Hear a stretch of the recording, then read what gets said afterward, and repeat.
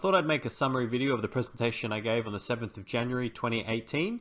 As that video was quite long, this one should just give you a quick summary as to why I feel the financial system is extremely unstable at the moment. So we begin before the First World War, when the United States was on the gold standard. What that meant was if you had $20.67, you'd be able to take your money over to the US Treasury and they would hand you over an ounce of gold.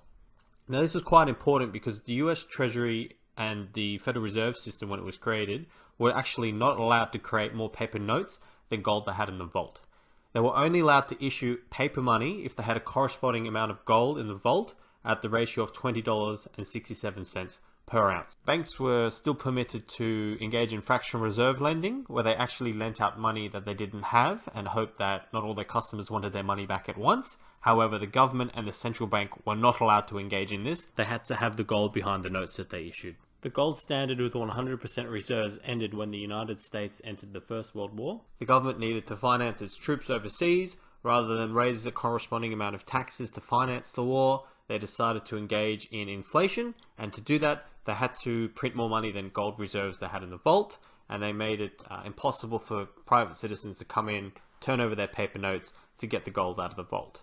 So after the First World War ended, they went on to what was called the gold exchange standard. This was similar to the gold standard, except the government only had to maintain a reserve ratio of 40%. What that meant was if you had your $20.67, you could still go to the Treasury and they would hand you an ounce of gold. However, the money supply wasn't 100% backed by gold. They could actually print 2.5 times more money than the gold they had in the vault. This was a way of giving the government a little bit more power to print money to finance itself. It also allowed the Federal Reserve System to create more currency to bail out any banks that had lent more than they could otherwise pay in the event of a bank run. Silver really took a back seat during these days. People didn't use it for day-to-day exchange. They really just used gold, especially in the United States. Now, the gold standard was seen as a protector of liberty in this period of time. People were very, very well aware that the government has an inclination to grow over time, and they quite liked the gold standard because it limited to the government to being able to grow by financing itself through taxation. It's obvious in a democracy, people don't like to be taxed, and they're very aware when they're being taxed, as opposed to what happens now when the government inflates the currency supply and suppresses interest rates to grow. So the gold standard was really seen as a way of keeping the government in check. This all ended, of course, when the First World War came around. The government had its excuse to get off the gold standard because they needed to finance the war, and the people accepted this as an adequate reason to get off the classical gold standard, as they were able to inflate the money supply to pay for the troops overseas. Once the war was over, the United States did not return to the classical gold standard. Instead, they went on the gold exchange standard. I refer to this in my talk as a fake gold standard. The American government and the central bank were only required to have 40% of the gold relative to the amount of money that they were creating. So they could print 2.5 times more money than the gold they had in their vault. This essentially means that the central bank and the United States Treasury were practicing fractional reserve banking. I'm going to produce another video on what that means. However, just be aware that the system was not running on 100% reserve ratio. This allowed the government to finance itself without taxation for a period of time, because all the newly created money that they were allowed to create helped to finance the government spending. It also meant that within the banking system, where banks were also practicing fractional reserve lending, if the banks ever got called short, they could rely on the government and the central bank to create more money out of nothing to bail them out.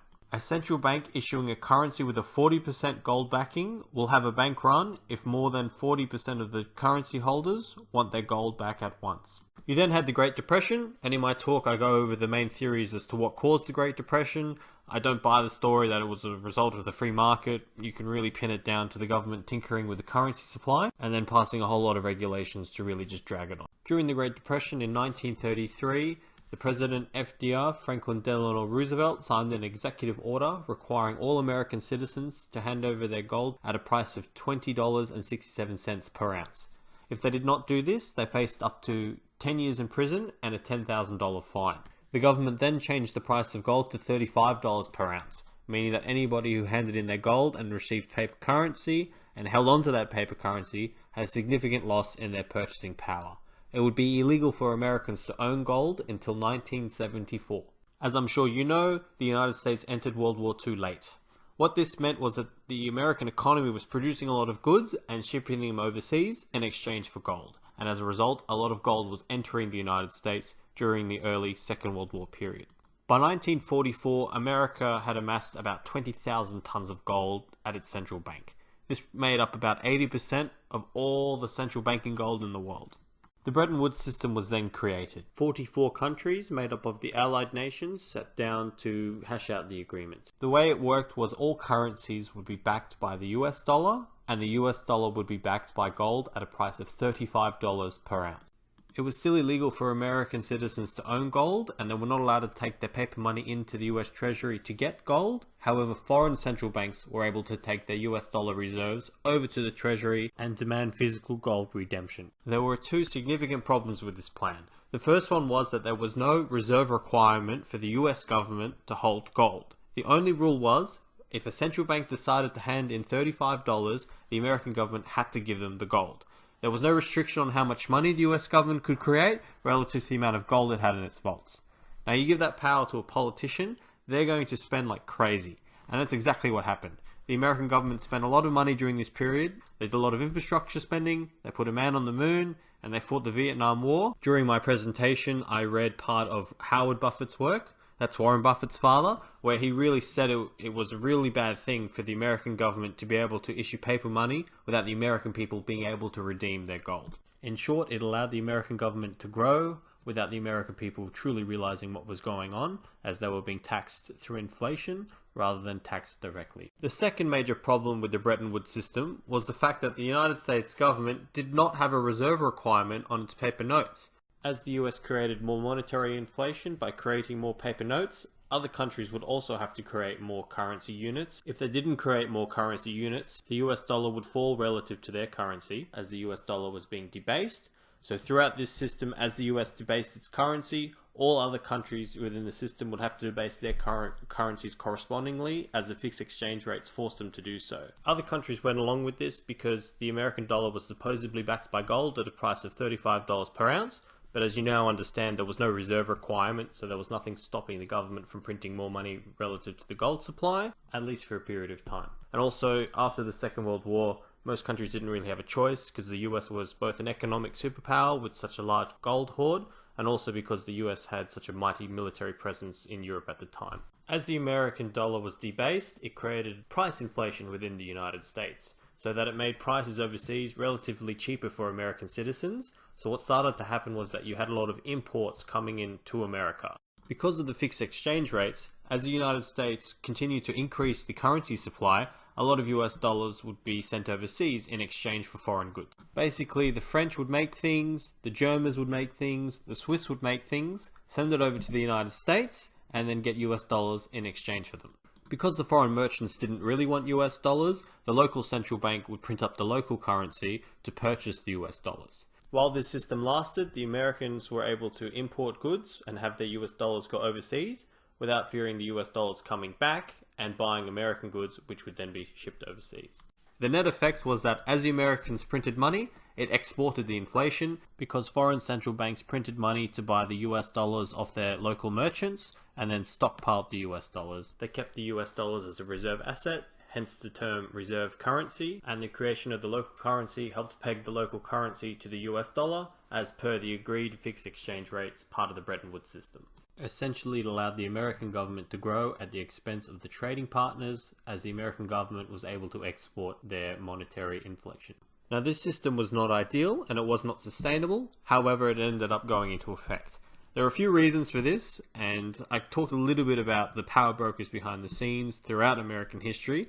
In this particular circumstance, the military-industrial complex liked the Bretton Woods system because it enabled the money supply to be increased. As the money supply was increased, it would enable military contractors to get paid by the government while still creating a disconnect between military spending and the taxpayer's pocketbook. It suited the politicians just fine because they were able to create money out of nothing to promise the voters free stuff. The socialists quite liked it because it allowed the government to increase its spending, whilst the American taxpayer really didn't fight back because they couldn't directly see the effect of increasing the currency supply to pay for a larger government. The banking industry liked the Bretton Woods system because it meant that the government had more power to inflate the currency supply to bail the banks out in the event that some of their fractional reserve loans went poorly. And a lot of the foreign powers didn't really have a choice choice and were forced to go along with the Bretton Woods system because America had all the gold and it had the most powerful military force in the world at the time, other than the Soviet Union. Oh, and by the way, the Soviet Union actually didn't mind the Bretton Woods system. When you look into the history of Harry Dexter White, who was one of the American representatives for the Bretton Woods system, he actually turned out to be on the payroll of the Soviet Union. So that sort of gives you an indication of how the Soviets felt about an unsustainable monetary system in the United States and the West. And it was unsustainable. Eventually, the French got cold feet about all the monetary inflation that the American government was causing, and they decided to hand in all their US dollar notes and get the gold. And the Americans closed the gold window, which meant that they stiffed their creditors. Foreigners were now no longer able to get gold at a price of $35 an ounce, and the Bretton Woods system broke down. This put the Americans in a really uncomfortable position, and they did everything they could to try and keep the Bretton Woods system going and to keep the gold price at $35 an ounce. They dumped a lot of gold on the foreign markets for gold. This way they tried to suppress the gold price, an example of gold manipulation. They also threatened the French by saying things like, look, if you call in your gold, we're not going to be able to inflate the currency supply to protect you from the Soviets, but to no avail. When the Bretton Woods system broke down, 10 countries entered the Smithsonian Agreement, which devalued the US dollar to $38 per ounce. Countries were not able to actually convert their US dollars into gold, however the official price was $38 per ounce. This broke down after about 13 months. They tried to hash something else together, but it didn't really take, and by 1974, there was no longer any gold back in the US dollar. And between 1974 and 1980, the US sold about 1,000 tons of gold, and the International Monetary Fund sold about 700 tons of gold. This was about 5% of all the official gold in the world, and it was an attempt to suppress the gold price. Suddenly there were a lot of US dollars held offshore that was no longer backed by gold, and foreigners didn't want to hold a bit of paper with a dead US president on it. So what they decided to do was to spend it. They couldn't get gold for it, so they spent it in the only place where it had any value, and that was the United States. So a lot of US dollars started coming back into the US, and a lot of American goods started to leave the country. The American consumer experienced a lot of price inflation during the 70s as all these US dollars started entering the country and pushing up prices. To prevent the situation from getting even worse, the American government did two things. The first thing they did was that they jacked up interest rates all the way up to 20%.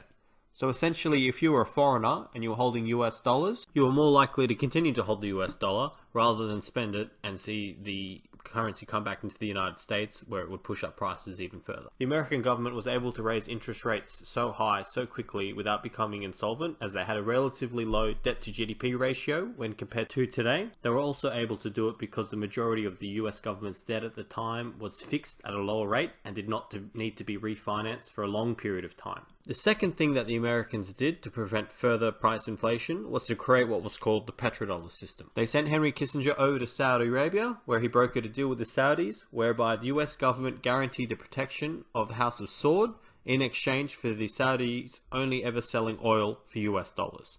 And as Saudi Arabia was the major oil producer at the time and the lowest cost producer, it meant that if any other Western nation wanted to import oil into their country, they had to get US dollars to give to the Saudis to then import oil. If you were a Western country, now you had a reason to hold US dollars other than the high rate of interest. Because if you wanted to import oil into your country, you needed US dollars to give to the Saudis so that they would then sell you oil. Now this kept the system going, and this is how we ended up with the modern system that we have today, whereby no currency in the world is backed by gold. The US dollar is the reserve currency without being backed by gold, and they're able to inflate the currency supply, and the rest of the world still holds US dollars as their main reserve asset. At the moment, there's about $11 trillion of reserve assets in the world, and 64% of them are in US dollars. When the Bretton Woods system collapsed, the gold price went from about $35 to $38 when they had that new system for a little while. Then it went all the way up to $200, cut in half to $100, because gold is volatile. Then it traded all the way up to about $700, and it even hit a price of $850 per ounce, although it didn't stay there for very long. Silver similarly went from about just over $1.50 up to about $35, and then hitting its all-time high of about $50 per ounce, although like gold it didn't stay near its all-time high for very long. In my talk I also discussed what the Hunt brothers did during this period with all their massive silver purchases. It's interesting to see what happened in the past when people started to lose faith in the currency system. Just to give you a little bit of perspective on this, when America was on the gold standard, It usually took around 4 ounces of gold to buy the American Dow Jones, which is the American stock market index. When they started to lower interest rates before the Great Depression to stop a lot of gold flowing out of London, I won't go into why that was here, it became cheap to borrow money to buy American stocks. So a lot of speculators borrowed money to push the stock market up. So instead of needing around 4 ounces of gold to buy the stock market, it now needed 20.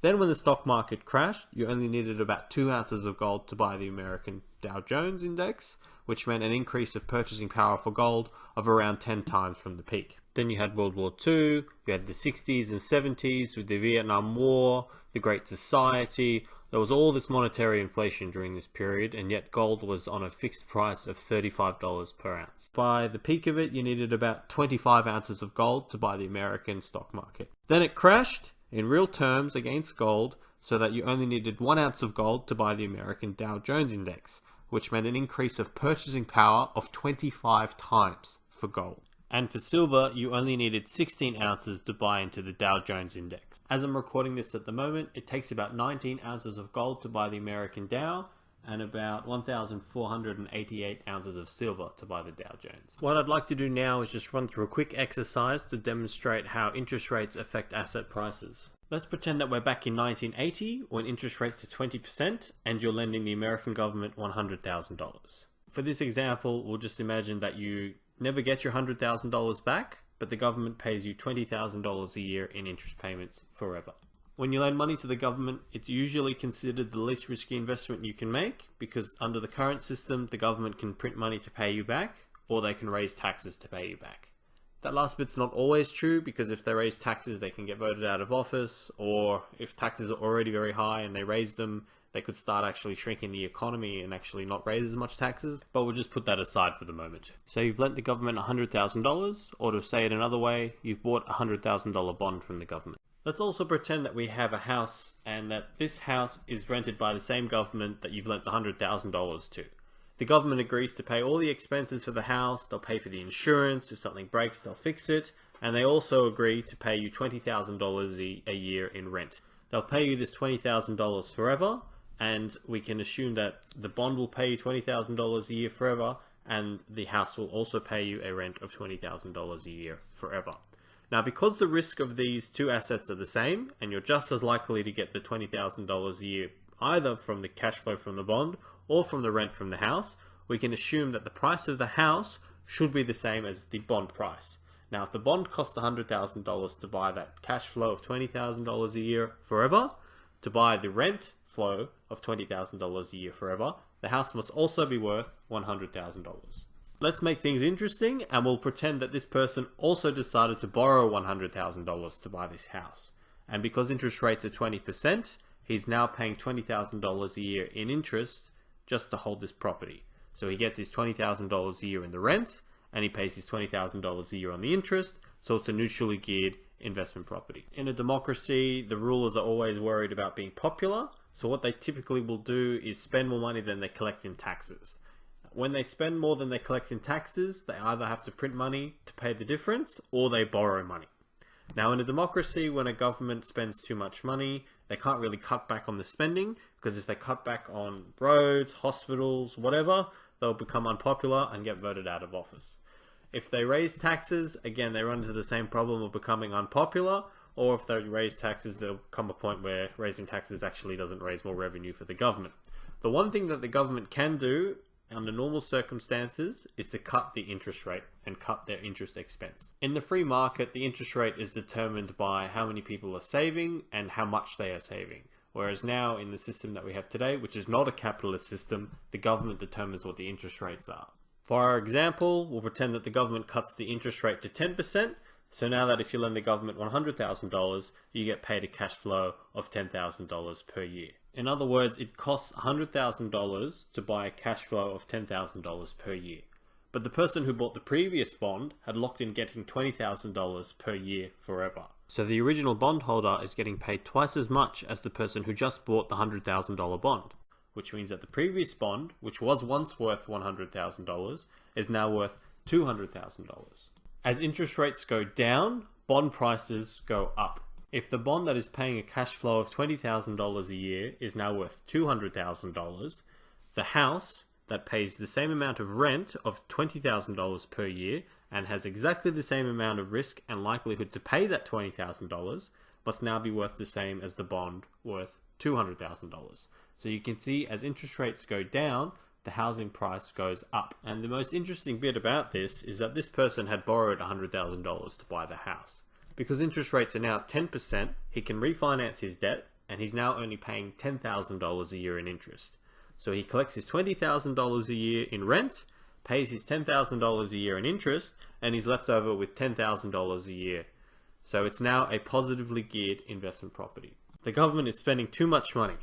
They can't raise taxes, they can't cut their spending, so what they do is they cut their interest expense. Interest rates are now only 5%, which means that if you lend the government $100,000, you only get paid $5,000 per year. A bond that is paying you $5,000 a year is paying you half as much as the previous bond that was paying you $10,000 a year.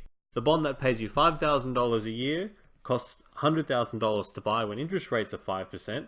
Therefore, the bond that pays you twice as much, which is paying you $10,000 per year, must now be worth $200,000, even though it was only worth $100,000 previously. Now, a bond that is paying you $10,000 per year is paying you half as much as the bond that is paying you $20,000 a year. If the bond paying you $10,000 a year is now worth $200,000, the bond that is paying you $20,000 a year must now be worth $400,000. Now, the property which yields $20,000 a year in rent and has the same risk as the bond paying you $20,000 a year in cash flow must also now be worth $400,000. And here's the best bit. Interest rates are now 5%, so this person can refinance their $100,000 mortgage and only pay $5,000 a year in interest repayments. So he collects his $20,000 a year in rent and he only pays $5,000 a year in interest repayments, so he has a net cash flow of $15,000 all up. So it's still a positively geared property. Now you might think that this person is a genius, a fantastic property investor. Look, he's created $300,000 of equity in this house. He's suddenly gone from being a neutrally geared investor to having $15,000 a year left over after all his expenses. I would actually argue that this person is not a very good property investor. To be a good property investor, what you have to do is study the market, identify a place where a lot of people will be wanting to move to, and then outbid each other and see higher and higher rent prices, and therefore higher and higher property prices based off rising rents. All this person has really done is benefited from interest rates going down. Let's pretend that this person feels very lucky and decides to cash out, after he's paid his debt back, of course. So what he decides to do is to sell the property, and then he hears from one of his friends that he should put it in bonds because bonds are quite safe. So he goes, okay, look, I've made a lot of money. I don't want to really speculate on the market. I'm just going to buy a government bond and be safe with it. He takes his $400,000 when interest rates are 5% and buys a government bond, which pays him $20,000 a year in interest every year. The person who buys his house spends $400,000 to buy the $20,000 a year of rent, and he also borrows $400,000 to buy the property. And he's paying $20,000 a year in interest when interest rates are 5% per year. Now we're going to pretend that something goes very, very wrong in the economy. We don't know what it is, but something pushes interest rates way up. It could be a default of gold on the commodities exchange. It could be the threat of inflation. It could be the dumping of the US dollar as an international reserve currency. We could see a major power demonstrating how much gold they've been able to acquire. We don't know, but it's just in this example, we'll pretend that there's an outbreak of inflation, and to fight the inflation, the government jacks up interest rates all the way up to 20%, just like the American government did in the late 70s after the Bretton Woods system broke down and they kicked gold out of the financial system. Now that interest rates are 20%, if you were to lend the government $400,000, you'll get paid a cash flow of $80,000 a year. The other bond was paying a cash flow of $20,000 per year. That bond is paying a quarter of what this new bond is paying. Therefore, it must be worth a quarter of the price. And if this bond that's paying you $80,000 a year is worth $400,000, the bond that is paying you a quarter must now be worth $100,000. This is a big misconception about bonds. What's safe when you buy a government bond isn't what you'd be able to sell the bond for. What is considered to be not risky is the cash flow that you get from the bond. Because like I said previously, the government can raise taxes to pay you back, or they can print currency to pay you back. So this bond that pays you $20,000 a year is now only $100,000 to buy. What this means for the property investor is that this house, which pays you $20,000 a year, must also be worth $100,000 because it's paying the same cash flow as the bond and it's the same amount of risk. Remembering, of course, it's the same institution paying the bond that's paying the rent for this property. But this person has borrowed $400,000 to buy this house, and interest rates are now 20%, and he didn't fix his interest rate, so now he's paying $80,000 a year in interest repayments without his rent increasing. So he's collecting his $20,000 a year in rent, he's paying $80,000 a year in interest, he's got to come up with $60,000 a year just to hold on to his property for a $300,000 capital loss. Now, not everybody's going to be able to do this. So even though this house should be worth $100,000 based off the bond pricing, if a lot of people are forced to sell at once, someone might be able to pick up this house for, I don't know, $50,000, $25,000. This is why when there's a crash, there's a really good opportunity for those who were prepared to profit from it and to pick up a lot of good assets for a really, really deep bargain. In this scenario, this person would have had to have done two things to protect themselves. And this is not financial advice, by the way. In this scenario, this person should have looked at fixing their interest rate to protect their cash flow from rising interest rates and stopping them from having to come up with that $60,000 a year differential between the interest repayment and the rent. The second thing they should have done was look at ways of protecting their capital value, and to do that they should have looked at investing in an asset that's uncorrelated with interest rates. So that could have been an asset that does well as interest rates go up because of inflation, and that could potentially be things like gold or silver and a few other things. That way they would have protected the capital value of their investments as the house price fell. To identify bubbles in asset classes, there's really two things that you have to look out for. One is you have to price the asset that you're considering buying, whether or not that future cash flow is worth what you're going to pay for it based off the risk-free rate. What I mean by that, if interest rates are 10% and your investment is guaranteed to only pay you $110 in 1 year's time, that investment should not be costing you more than $100. Because if you invest $100 for 1 year when interest rates are 10%, you'll have $110 after the first year. The second thing you need to do to identify bubbles, and this one's a little bit trickier, is to identify where interest rates are going to be in the future. If I'm going to spend $100 to buy a $110 cash flow 1 year from now, I have to be fairly certain that interest rates are going to be 10%. If interest rates fall to 5% and I manage to pick this asset up for $100, I've done well. This is because I need $104.76 invested at a rate of return of 5% per year for 1 year to achieve a net position of $110. Or to say it backwards, I need to pay $104.76 to buy a cash flow of $110 1 year from now. And in this example, I was able to pick it up for $100, so I've done well. If interest rates go up to 20%, I've not done well at all. This is because when interest rates are 20%, a cash flow of $110 1 year from now is worth $91.67. To understand why that is, if you were to put $91.67 in the bank when interest rates were 20%, in 1 year you would have $110.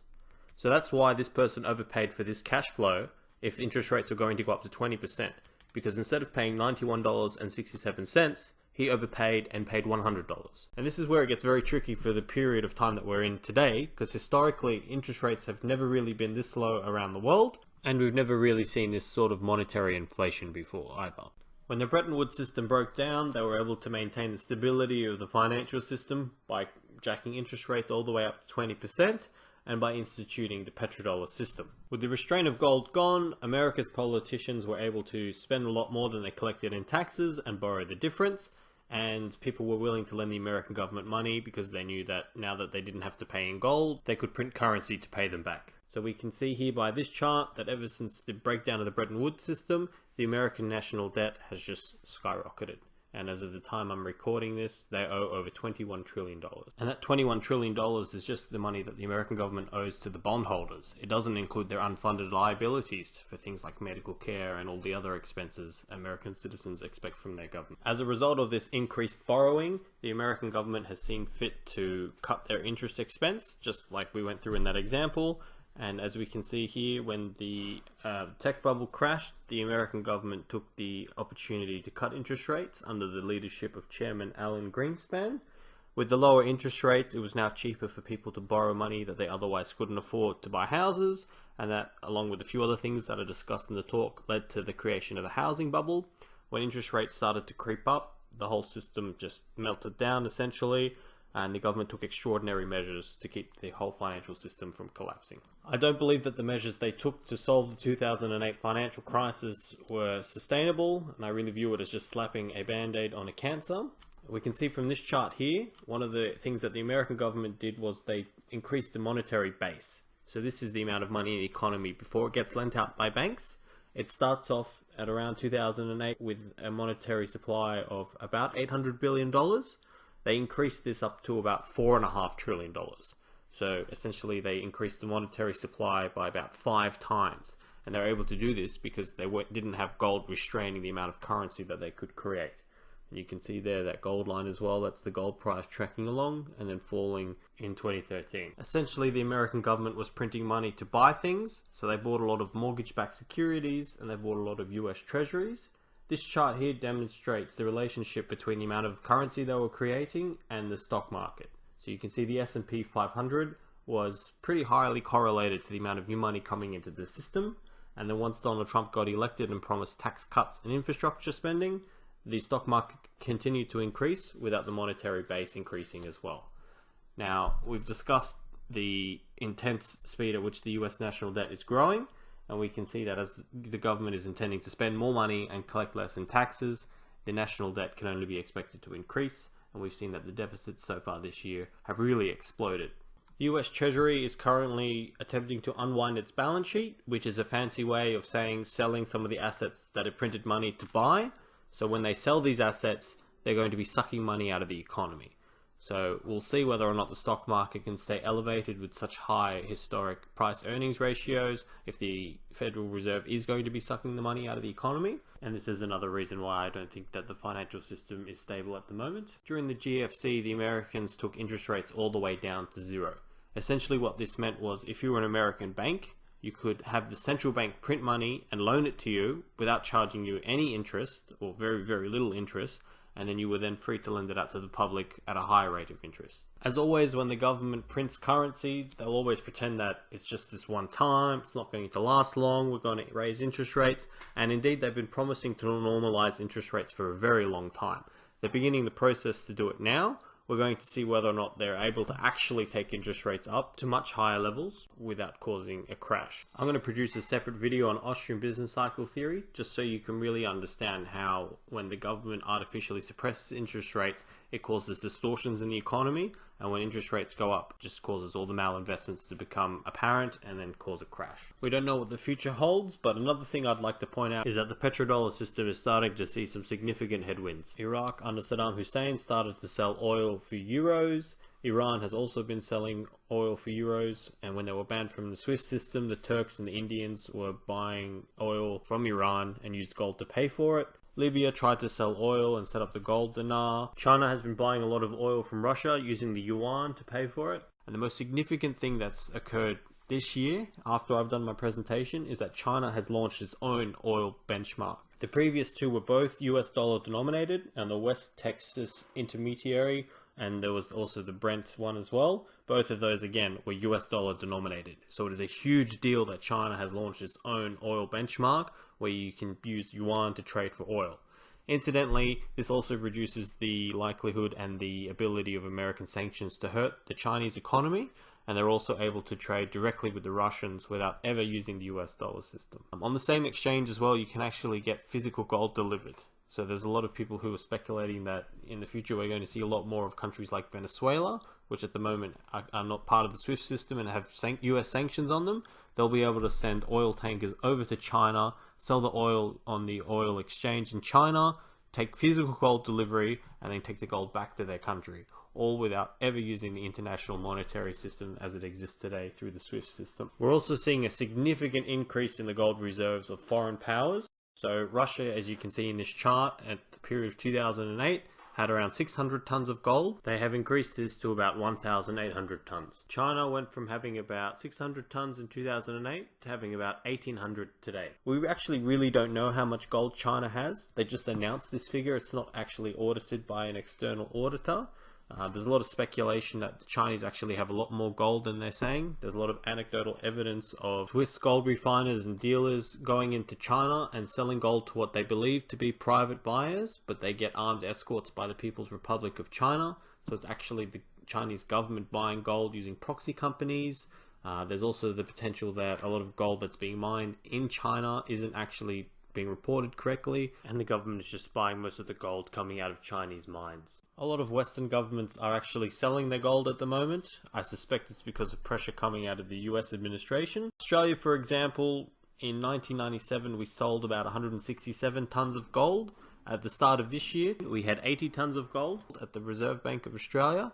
They sold a little bit more, and now we only have about 72.8 tons of gold. There is a lot of reasons to believe that the financial system is unstable at the moment. Whether we see inflation, deflation, or a combination of both remains to be seen, but I think it's important to recognize that the economy that we have today is not a product of the free market. We've seen extraordinary government intervention over the last decade, as well as the last 100 years, as we've seen just through the quick rundown of the monetary system. You should now be able to appreciate the role that gold had in the monetary system. The US dollar is still used as the reserve currency. Of the $11 trillion reserve assets, 64% of them are held in US dollars. I hope you found this video useful and educational. If you wish to learn more about some of the topics we've discussed, please see my entire presentation. I talk a lot more about the history in relation to central banking, as well as the different monetary and economic theories and how they may apply to the future. Thank you.